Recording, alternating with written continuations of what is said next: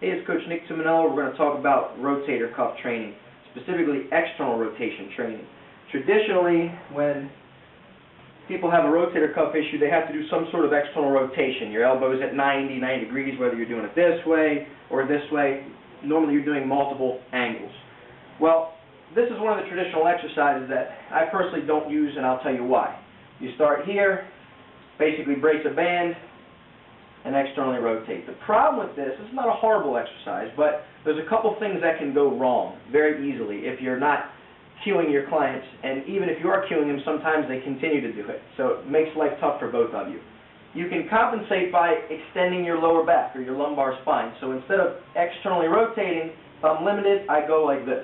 And to the client, they think they're still going that way. They think they're getting full external rotation. It looks like they are, but they're not. They're just substituting. Not a good thing.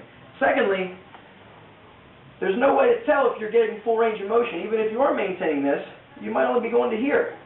So how do we know if you're really peaking and you got your elbows back and you're not just compensating and doing all these things that you shouldn't do? So what I came up with was a version that takes away all the bad stuff and emphasizes all the good stuff. Here's what you do. We call this the supine external rotation. Find a mat. Take a band, throw it around the insole of your shoe, so right in there. I lie back.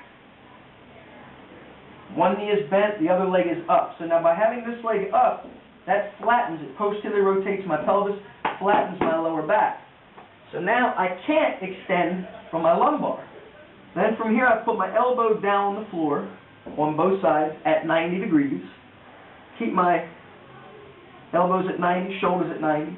And now from here, when I externally rotate, if I don't hit the ground, I know I'm not getting full range of motion. So I want to bring my hands down and touch not my knuckles, but my wrist bone to the floor. So now I know I'm getting full range of motion. The floor basically gives me feedback.